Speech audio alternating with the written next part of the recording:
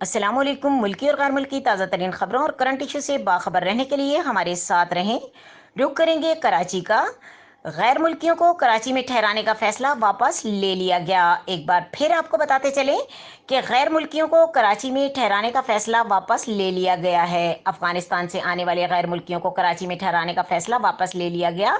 तफसीलात के मुताबिक हुकूमत पाकिस्तान ने अफगानिस्तान से इनखला में मदद के लिए अमरीकियों समेत गैर मुल्की बाशिंदों को पाकिस्तान लाने का फैसला किया था, जबकि मुख्तलिफ शहरों में इनकी रिहाइश का बंदोबस्त भी किया था। FIA हुक्काम के मुताबिक ये फैसला वापस ले लिया गया है। अफगानिस्तान से अमरीकी और अफगान बाशिंदों के इनखला के लिए कराची में खुसूसी इंतजाम किए गए थे।